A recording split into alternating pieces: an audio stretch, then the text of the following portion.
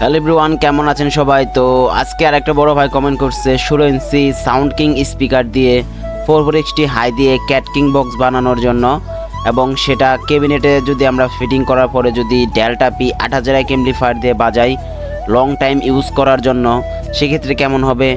এটাই কোনো প্রবলেম হবে নাকি একটু বলবেন প্লিজ। তো কুষ্টিয়া থেকে বলছে ভাইয়া, তো আসলেও ভাইয়ার প্রতি কৃতজ্ঞতা জানাই এত সুন্দর করে কমেন্টটা করার জন্য। তো আসলে আমার অডিয়েন্স যারা আছে তাদেরকে আমি বলবো, আপনাদের যত সমস্যা এইরকমভাবে আপনারা যে বলবেন, তাহলে আমার বুঝতে সুবিধা হবে। আসলে এই বিষয়ে আজকে আলোচনা হবে যে আসলে ডেল্টা পি 8000 এমপ্লিফায়ারের সাথে সাউন্ড কিং এর স্পিকার দিয়ে ক্যাট কিং টাইপ বক্স কেমন হবে লং টাইম ইউজের জন্য। তো অবশ্যই এই বিস্তারিত আলোচনা করব, তো সম্পূর্ণ ভিডিওটা আপনারা সবাই ওয়াচিং করবেন। আমরা আসলে ক্যাট কিং টাইপের বক্সগুলো যেগুলো সিস্টেম বুঝি, সেগুলো হচ্ছে একটি স্পিকার ভিতরের দিকে, একটি স্পিকার বাহিরের দিকে, এবং একটা 440 টুইটার। তো এই যে এই বক্সগুলা দিয়ে সকল প্রোগ্রাম করা যায় না, প্রথম কথা হচ্ছে এটা।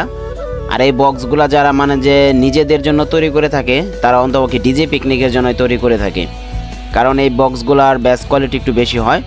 তো বেশি হয় বলতে আসলেও আমি ডিফারেন্স কিছু আপনাদেরকে বলতে চাচ্ছি, সেটা হচ্ছে এই বক্সগুলার যে আপনার স্পিকারগুলো একটা বাইরের দিকে থাকে, একটা ভিতরের দিকে থাকে, যেটার কারণে আপনার মনে করেন যে লাউড একটু বেশি হয়। আপনার ভিতরের দিকে যে স্পিকারটা থাকে, তো এটার লাউড রেঞ্জ আপনারা বাইরে যে স্পিকার থাকে সেটার মতো পান না, যেটার কারণে মনে হয় যে আপনাদের ব্যাস কোয়ালিটি অনেকটা বেশি হচ্ছে। বাট এটা আপনাদেরকে ডিফারেন্সভাবে বোঝাতে গেলে আসলে দুইটার মধ্যে কোনোটাই আসলে আহামরি ডিফারেন্স নাই। জাস্ট স্পিকারটা উল্টে দেওয়ার কারণে দেখা যায় যে আপনাদের একটু লাউড এবং কি ভোকালের সাউন্ড একটু কম আসে, এবং কি ব্যাস কোয়ালিটিটা ক্লিয়ার পাওয়া যায়, এই জন্য মনে হয় এটার সাউন্ড কোয়ালিটি বেশি।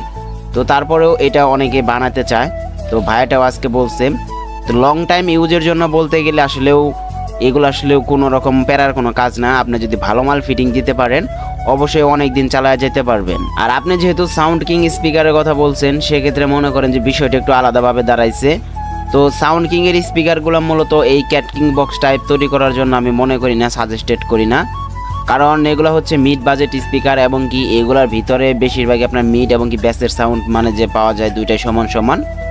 আমি ক্যাট কিং বক্স তৈরি করার জন্য ওই টাইপের বক্স যে স্পিকার সাজেস্টেড করি, যেগুলো ভয়েস কল বেশি, এবং কি যেগুলা যে হাই ব্যাস প্রোভাইডেড করতে পারে সেগুলা।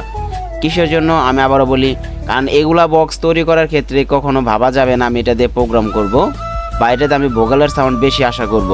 এটা যদি করতে চান তাহলে এই বক্সটা না বানানোটাই সব থেকে বেটার। স্ক্রিনের উপর যে স্পিকারটা দেখতে পারতেছেন, এটা হচ্ছে সাউন্ড কিং এর স্পিকার।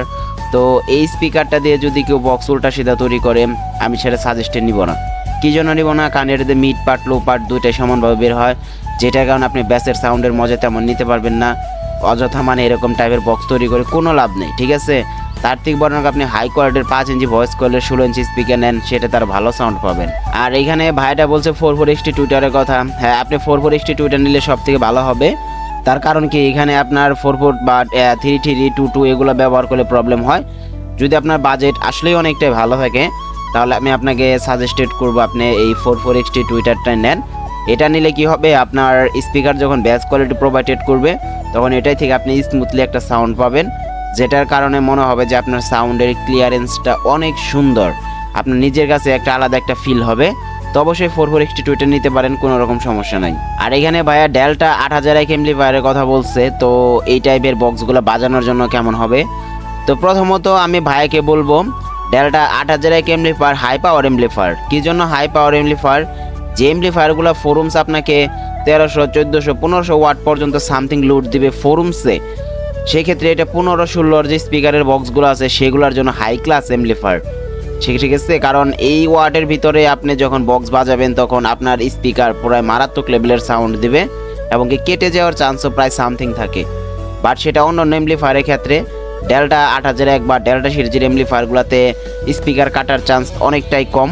তারপরেও অনেকের কাটে ভুলবশত চালানোর কারণে, ঠিকঠাক মতো ব্যবহার করলে হয়তো তাও কাটতো না। তো এই যে ডেল্টা পি 8000 যে এমপ্লিফায়ারটা, এটা দিয়ে যদি সাউন্ড কিং এর স্পিকার দিয়ে যদি 440 হাই দিয়ে যদি ক্যাট কিং বক্স তৈরি করা হয়, খুবই সুন্দর সাউন্ড কোয়ালিটি হবে।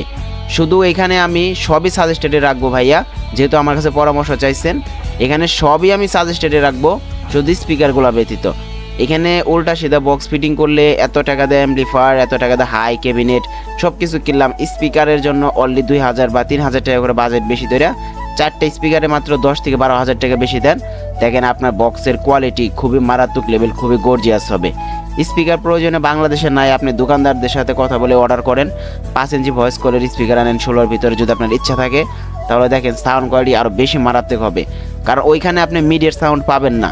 আর সবথেকে বড় কথা হচ্ছে আপনি যদি এইগুলো স্পিকার ব্যবহার করেন তাহলে আপনার সাউন্ড অনেক ভালো হবে। বিশেষ করে কি কারণে, স্পিকারে ভয়েস কল যত বেশি হবে মনে করেন যে ওটার ব্যাস কোয়ালিটি তত বেশি হবে। আমরা কিন্তু সকলে একটা জিনিস এখন জেনে গেছি যে 8 ইঞ্চি 10 ইঞ্চি 12 ইঞ্চি স্পিকার দিয়ে লাইনারি তৈরি করা হয়। কী জন্য তৈরি করা হয়? এগুলোতে ভোকালের সাউন্ড ভালো আসে, ব্যাসের সাউন্ড কম। আর যখন 12 ইঞ্চির উপরে যায়, 16 ইঞ্চি 18 ইঞ্চি 21 ইঞ্চি উপরে যখন চলে যায়, তখন কিন্তু সেগুলো কিন্তু ভোকালের জন্য সাজেস্টেড থাকে না, সেগুলো ব্যাসের জন্য সাজেস্টেড হয়ে যায়। আশা করি বুঝতে পারছেন। তো আপনার উপরে মতামত ছেড়ে দিলাম, এখন আমি আমার যতটুকু বলার ছিল বললাম। তো তারপর আপনি আপনার মন মতো ব্যবসাটা করেন, আশা করি ইনশাল্লাহ ভালো হবে।